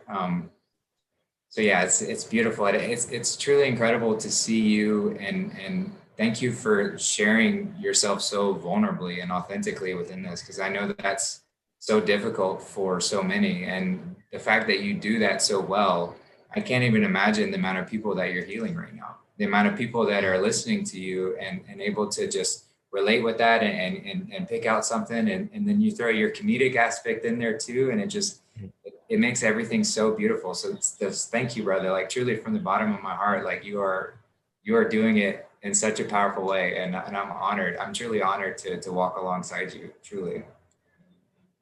Oh, thank you all. Like this show has been so healing for me. Just I've been flopping like a fish out of water, not knowing like what am I coming up against? And you've all brought so much clarity to what this actually is. And just thank you each. It's been very helpful, and just I love these shows. Hopefully other people are they're coming up against the same type of situations in life, and it helps them push through it. We need each other's help.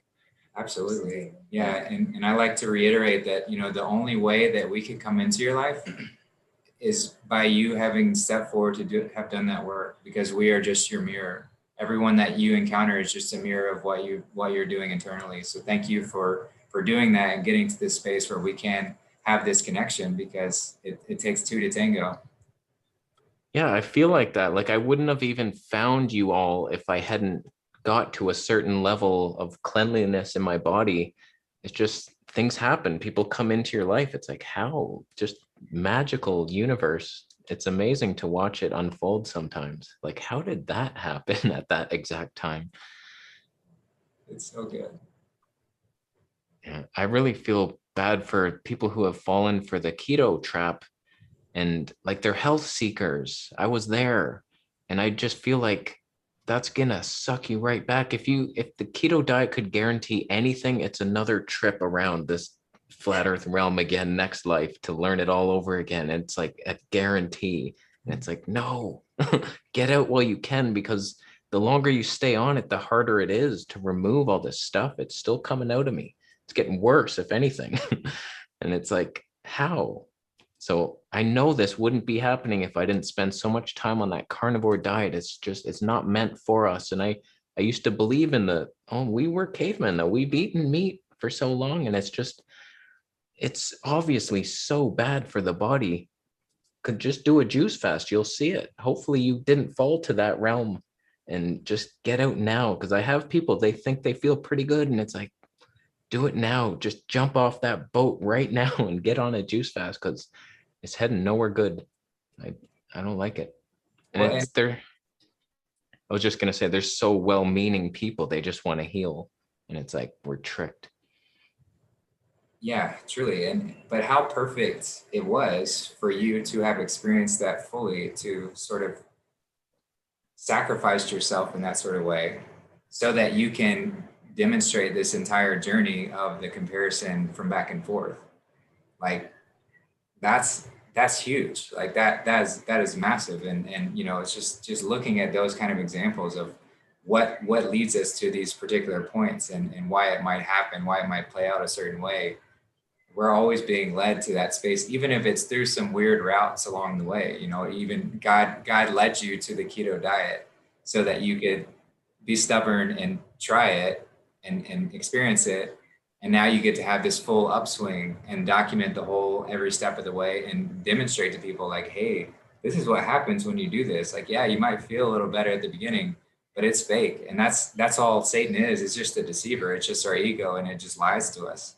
So keto is a perfect example of this deception that might seem good for a second, but really it's just sucking you down into hell. and you're here to help demonstrate that, which is beautiful. It truly is. And thank you, Charlie, so much, because he's the one that got me out. It was too much truth. I was like, okay, there's something more to this. It's not just physical health. And I can't just continue doing this if it doesn't line up with my morals. And I couldn't break free of it. It was all just selfish, egotistical, physical body healing at all cost, no matter who I hurt. And there's more to it. And thank you, Charlie, for bringing that light.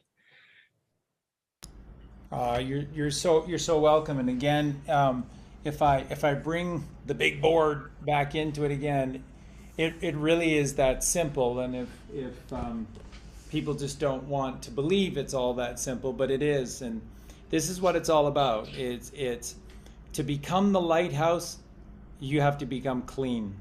And that's what you're talking about. Even when you began to clean things up, if the mind is not clean, then you don't have cleanliness. So it's cleanliness of the body and of the mind. And cleanliness is godliness. And that's cleaning up the garbage that's in the 4 rivers of the Garden of Eden. And, we talk about how everything, the great things in life are for free. There they are. And that's all you need. Let me quickly break it down for you, literally. So your blood, what is your blood for? It's regeneration. And if you poison it, it will stop regenerating and it will die. But what your blood does is, if you allow the melatonin of the pineal gland to flow, it just regenerates itself. That's all it does. There's no reason for it to ever stop. So your blood is it's regeneration. Your semen is the white light within you. So that's your Christ consciousness. So let's just ejaculate it out. If I'm not telling the truth, then why does the pornography industry exist? Why is it sort of naughty, but everywhere? And why is the biggest thing in pornography to have an ejaculation out there? They glorify the outward ejaculation. Why? Because it's taking Jesus Christ out of you. It's taking your life essence out of you. And you just think it's totally cool.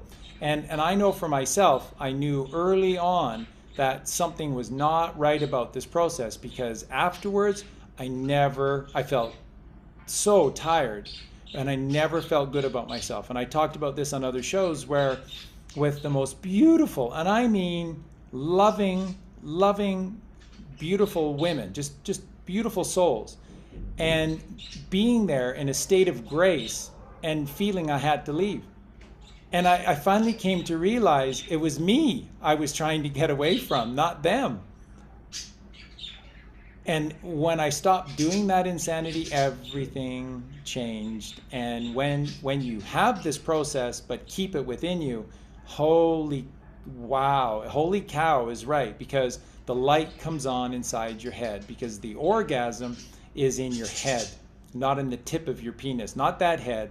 It's the orgasm in your mind, and it's 1,000 times better. It's 1,000 times more powerful than the one that occurs that rings that bell for 3 seconds. Your saliva is your medical kit.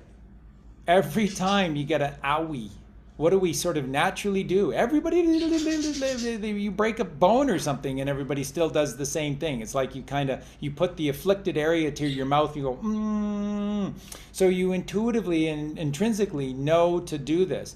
Your saliva is medicine. It's how you heal yourself. But of course, if you're eating Pop-Tarts and drinking Coca-Cola, you're probably not going to heal yourself. But if you take care of you, then your saliva is your medical kit. And then your urine is your food forever. How much does it cost you? I can't believe the prices of oranges these days. How much does your urine cost? That's disgusting, Charlie. That's disgusting. Well, actually, it's not, because when you go on this journey, the journey of changing your food and having these beautiful alkaline substances within you, then your urine literally tastes like coconut water or strawberries. It literally does. And it's free, 24/7, 365. So you see, it's all within you. It's always all within you. Eternal life is in your blood. Stop poisoning it. Constantly connecting to God upon high is within you. That's Jesus Christ within you rising, which is your semen. Healing any owie or sore is there because your salvation is your saliva, which is the salted essence within you. And then how do you cross a desert for 40 days and 40 nights? Drink your urine. It's what everybody used to do, and now only a crazy man, only a fool would say that. What is UR stand for? Gold. In the ether. The gold within the ether is your urine. But if you treat it like a slum, it's going to taste like a slum. What you put in is what you get out, the Ouroboros. What you put in is what you get out. So what you put in to the Garden of Eden is what you get out. How do you know that what I'm telling you is the truth? How do you know that what I'm telling you is the truth and that you have to become Jesus Christ? How do you know? Because what does the New Testament go on and on and on and on and talk about? What does the New Testament say that Jesus Christ was? He was a shepherd of the garden. This is the garden. And this is what you have to become. You have to shepherd you. Why do you think Krishna was a cow herder?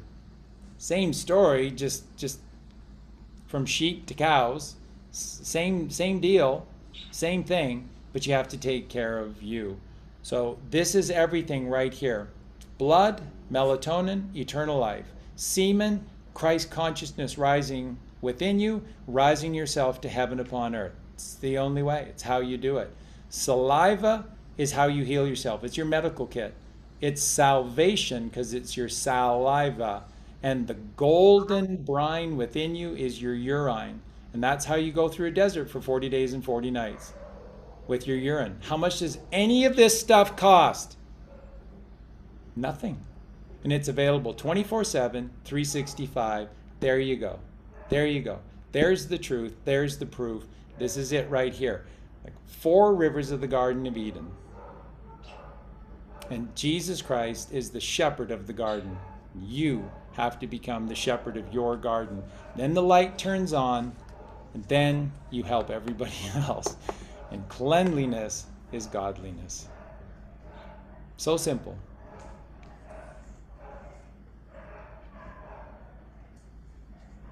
Yeah, I've been experimenting. You think this hair would reach towards the dome without some urine in it? Come on now. I I was just curious the other day because I was like, okay, it's been like 70 days. My pee should taste good now. And I tried it and it was like coconut water. It was slightly sweet, a little nutty. I was like, are you kidding me? Are you kidding me right now? So I'm like, oh, let's just pour it all over ourselves. So I've been doing it. It's like, I think it thickens the hair. It's like thicker than it's ever been. I was like, what the heck is happening here? So yeah, it's magic. And I've also, like, I haven't released once. So semen, we're in there. It's like 72 days as well. And we're going for it. We're going for it. Yeah. It's all within you, and that's brilliant to hear you say that. And by the way, like I said, the pornography industry uses the golden shower as kind of a negative thing, but where golden shower comes from is precisely that, because you shower with your urine, because that's your brine. Your urine is your brine. So there's nothing better to heal your, so saliva and your urine will heal anything, right? It's like, well, I need Dr. Filibuster's salve. It's $27.99 on the internet. I better get that. It's like, no, just pee on yourself. Got a leaky bladder? Well, you're probably healthy anyways outside. Just put that urine to good use. Pee on yourself, and that's what it does. It's the golden brine. Urine is the golden brine. It's how you heal yourself. Saliva. It's all there, and it's all for free. And you want to stimulate your hair follicles again? I'm just telling you. You want your skin to look young again? I'm just telling you. And like I said, when you become a frugivore and have a frugivore diet, what's the first thing that gets produced in massive quantities inside of you? Melatonin. Read a book on melatonin. What do they say? Stops the hands of time. It reverses aging. It allows you to live forever. Melatonin is what produces new blood cells within you, and you just keep going and going and going like the ever-ready battery. Going and going and going. Ever ready. Are you ready, willing, and able? Then you're ever ready. If you're ready, willing, and able, then you're ever ready. See, they put the truth everywhere in plain sight. We're just not wise enough to see it. So it's a miracle. It's all a miracle. It's beautiful. And that's kind of just the simple message for 3 years that Colleen and I have been teaching, that you are not worthless pond scum. You are the highest of highs. You are a miracle, and God loves you more than anything. And he never leaves you, you leave him, just so you know.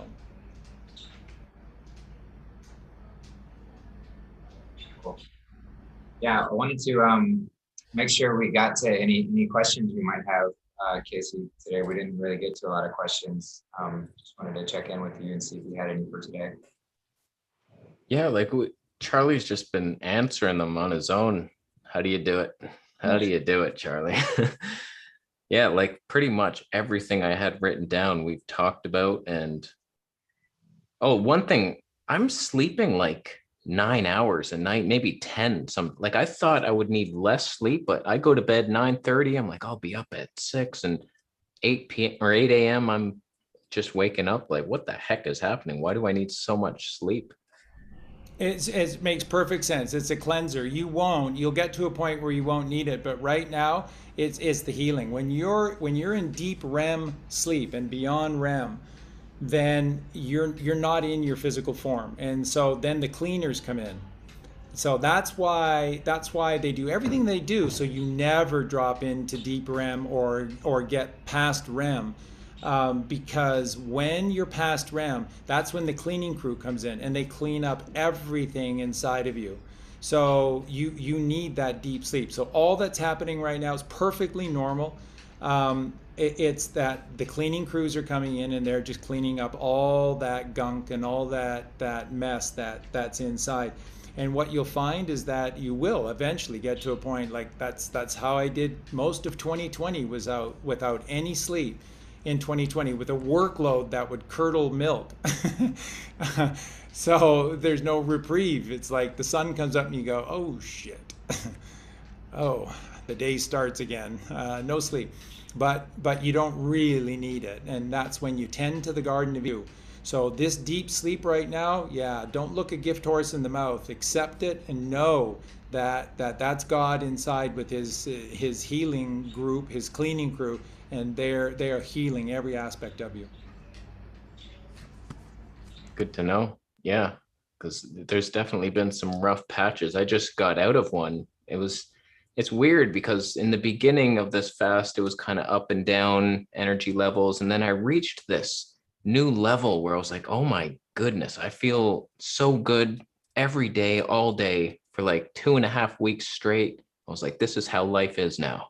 Fantastic. And then like day 54 hit and I'm dead, just dead to the world. And it continued. I'm just like so tired, up and down. And we're finally pulling out of it. Like day 68-ish, like it was a good 1.5 weeks, 2 weeks where I was just done. Just the deep healing work, I guess. But I was starting, like doubts are creeping into my mind because at that time I went full fruitarian. I got rid of the vegetables. It was nothing but like cantaloupes and watermelon juice. And I was like, okay, I reached this new level of energy. But then I think it was just like it kicked in a new level of detox. But my mind was like, okay, what am I deficient in? Is it the B12? And I'm just trying to supplement B12 again. And I'm like, was that it? DHA? Oh my God. And we get sucked down that rabbit hole, but don't let yourself go down because I haven't changed anything and I'm feeling fantastic again. It's these waves. Hopefully they stop one day. Yeah, I mean, eventually, but we do have to have patience and remember that we've had a lifetime of toxifying ourselves. And so it's going to take some time and the journey is different for everyone. And, obviously we can do things to accelerate that detox process, like the juice feasting. But even after this is over, even after you resume back to solid food, there's still going to be moments where detox is going to come into play. I mean, there's so much that we've just accumulated over the years that it is going to take a moment. And that's that patience of, just observing the process and using even those examples and those experiences as lessons to kind of absorb and take on a spiritual level instead of just, again, always looking at the physical, but you can look at them as a spiritual sort of, okay, I've got to appreciate what I'm doing here. I've got to know that I fell really far into what I was doing. And so it's going to take a minute to get back out of that. And, you find testimonies of people who have adopted the frugivore way and the raw food way. And they'll talk about years later, still having things express themselves in different ways. And then on top of that, we're still, a lot of us are still living, like you're still living in a city. So there's still toxins that are accumulating with you just through the air around you and things of that nature. So when we're more sensitive to toxins in general, we can definitely feel them just a lot more regularly. So it's just, it's important to remember. And all of those examples are just helping to drive us away from the carnal, physical, societal world that's insane and move back to the mother, which is where peace and quiet and stillness is found. So just little reminders of where to go, depending on where you want to get to. It's all a choice. Yeah, part of me feels like it's when you're ignoring the spiritual callings, the universe isn't gonna like reward you with energy to do all this stuff. It's like, I'm not willing to do the work. I'm just still wasting time. It's like, okay, you don't need much energy then. So I'm just gonna take it from you. That's what it feels like sometimes. Yeah, it's balanced. It's very balanced. Yeah, but yeah, I don't have much more written down. Just what I found was really helpful. I know Charlie speaks about it. He had a video on it earlier on, but breath work and make sure you do diaphragmatic breathing.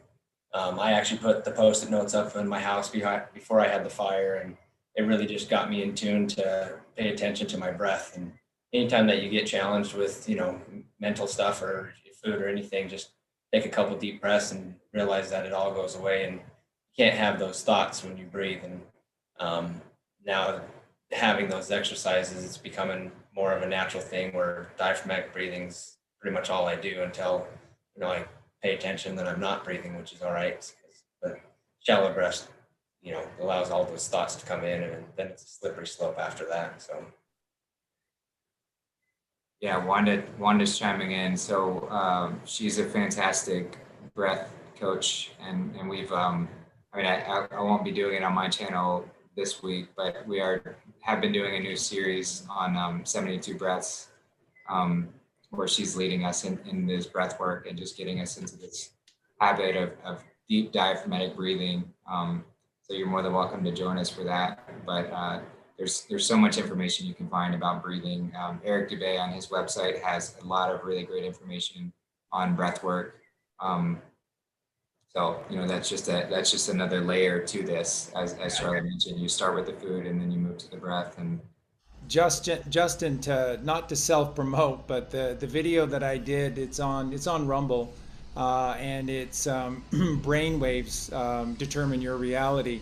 That is the definitive. I've never encountered a show that tells the whole truth about breathing and about brainwaves and about the results of changing your brainwaves. So I think that video, before they took down our channel on YouTube, had about 150,000 views on it, and it's just a huge video, and it shows you so simply how to do everything, how it starts with the food, it goes to breathing, and then what the results are. So you can sort of remember your breath if you create an acronym for it. So it's BAT, D, and then it is ME, BAT, D, ME, the BAT, D, ME. And so that is beta, alpha, theta, delta, gamma, which I always just attribute to the mother, magnetism, and then epsilon.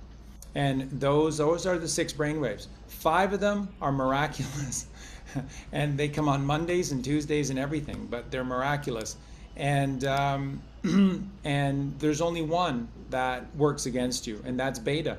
And everything organized society does is through beta waves. So all you have to do is get yourself out of beta waves, and it's all regulated by your breathing. So when you shallow breathe, you're a Satanist. Guaranteed. Don't mean to offend. Well, kinda. But that's if you're a shallow breather, you're with Satan, because you want to get to God, you got to go deep. You got to try hard. You got to try hard, and that's diaphragmatic breathing, and you're with God. You're raising, and by the way, the diaphragmatic breathing is raising the well of eternal life within you. So that's why you have a well within you, and you have to draw from the deep water within the well, and that's diaphragmatic breathing, and it just pulls that godliness within you up, and then you're just recycling God through you. So when you diaphragmatic breathe, you feel great, you feel high. Everybody, right? Just do it right now. If you just crazy heavy breathe for like about 15 seconds, now feel yourself. Wow, I feel light-headed. I feel kind of cool. This is really cool. And that's because you're high. You're high on God. You just drew up the well. That's how it works. So what do they teach you to do? Shallow breathing, and and you're a death eater. Everyone who shallow breathes eats animals. You're a death eater because you draw death air. You just recycle what all the zombies are spewing out versus drawing from the well of God within you. So it's everything, this diaphragmatic breathing.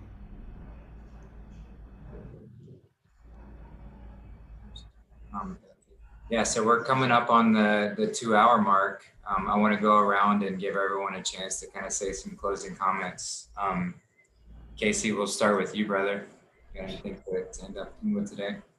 Yeah, I just highly recommend you start whatever get towards this level, and then water fasting and maybe some dry fasting, but start anywhere. Just start eating more fruits and veggies, and it's such a rewarding path. It will change your life in ways you didn't think it ever would. And I highly recommend it. Just do it. Start with the physical, like Charlie says, and then the other things will somehow work themselves out eventually. We'll get there. But yeah, there's so much. The rewards are great and they're all inside, just the peace with nothing else out there. The movie's in here. So go watch that movie. Best movie. Free too, I hear. That's so true. Yeah, it's just always a delight to be with you guys, and I'm always inspired by anyone who wants to take this journey, and specifically men, because it's not like a macho thing to do. And I think that men have like this kind of are supposed to be macho and drink beer and eat steak and burgers and like that. And so I find that this is part of the healing of for all of us. The healing of mankind is more of us picking up our cross and doing this work and being leaders in our community, no matter what it takes. And you just keep getting up every day and you rise every day. And this journey is it's a gift.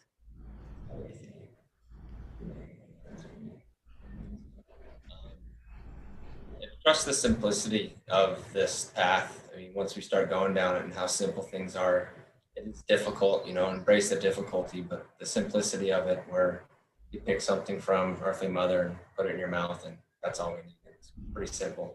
So just trust it and embrace it, because we know we're going to be healing. And thank you for everybody that's holding space here, Kasey, Charlie, Marie, Justin. It's immense what we're doing. It's, paving the way. We're showing everybody that this can be done, and we're living examples of it. So, and everybody in the chat, thank you for showing up and being here. Anybody that does embark on this journey, we're here for support, and we got so many different avenues of that for everybody, and ways to express that. So love everybody. Thank you. Charlie, you got any closing comments for us? A good thing for everyone to remember is the word breakfast, which is break the fast. And the longer that you can hold the fast, the better you're going to feel. So in the morning, if you can wake up to something very gentle like breathing, or just always just drinking liquid. So again, the orange juice or watermelon would be incredible. Just something very, very light, because that extends the fast within you. And when you fast, your body is healing itself. It's that simple. Kasey was talking about day 54 to day 68. Again, very, very, very common, because now the deep work is getting done. And then what you tend to find is that when that really, really deep work is really happening, then that's part and parcel with sleeping for much longer hours, because then that is the sort of the balancing and the cleanup that's necessary at night. So God's got this. Like, he loves you so much, you can't possibly imagine how much that God loves you, and how genius this creation that is us is. And you don't have to do much of anything. Just get out of your way. Stop hating yourself. Stop punishing yourself. Stop making mistakes and start doing what's right. All you have to do is stop tripping and falling down. Get up off your knees. Stand tall, stand strong, stand with God, wear the armor of God, and just let him do the rest. It is brilliant, and you don't even have to know what's going on. You just need to get happy. Melatonin, dopamine, or melatonin, serotonin, and dopamine. The three wise men, the three sacred secretions. That's all you have to do. Get out of your way and get happy. So it's simple, folks. It really, truly is. Break the fast gently. When you tell my mom and dad, break it to them gently. Well, thanks for that, Charlie. Yeah, the truth is always very simple, and that's what we just have to constantly remember. If someone is trying to tell us that we have to go on this take all these complicated supplements, or be on this complicated diet, or have all this variety or whatever else, it's a lie. It's a lie. The truth is simple. The truth is very simple, and the more that we can get back to that, the quicker we can find this healing and truly start this journey, because health of the body is the foundation and is the starting point. And from there, we are truly unlimited. it doesn't stop. We just get to keep going and going and going. And there are some challenging moments, and that's part of this ride that we on. I wouldn't have it any other way, and I wouldn't choose to spend it with any different beautiful souls than you guys here. I'm truly so honored to share this space, and just grateful to be doing that. So thank you all, and I love you all so much, and this was a fantastic show. And Thank just you all. so everyone knows, just a second ago on the Justin's YouTube or Marie's YouTube page, there were 222 watching and there were 108 likes. Can't make this shit up. It's just brilliant. It's brilliant. Beautiful. Yeah, and it's perfect. Yeah. Just some quick announcements. Tomorrow, we're going to keep the weekly Q&A with Tony as we continue to dive into this health field, and that's going to actually be on her channel since my channel is in jail at the moment. So we're going to be promoting her channel a little bit, and I'll send links to that. And then Thursday, we've got Breathing with Wanda, and I think Marie said that we could host it on her channel for that, which I think would be great to do. And then Friday, we've got Q&A with me and Charlie, and that will be on the Shire Sanctuary channel. So a little bit different lineup as far as where to find and see things. Keep everyone on your toes. But I should be back out of jail next week, and unless they decide to put me back in it for some other reason. But YouTube's going down at some point. Yeah, I just want to say thank you all so much. Like each one of you contributed like a key piece today, and just thank you. I'm so grateful. And I've just noticed the chat. Do you remember the first time I came on your show, how negative it was? And like the chat has evolved so much. Like I didn't see anything today. I wasn't looking at the whole time, but it's just everybody's evolving down there. It's so nice to see peaceful people, and yeah, good job. Yeah, micro to macro, it all happens. The resonance that we create, it just continues to vibrate out and literally change everything around it. We are the alchemists. We change our reality around us. It's amazing. It's amazing to play with. All right, guys. Well, thanks for joining us today, and we will see you next time. Love y'all.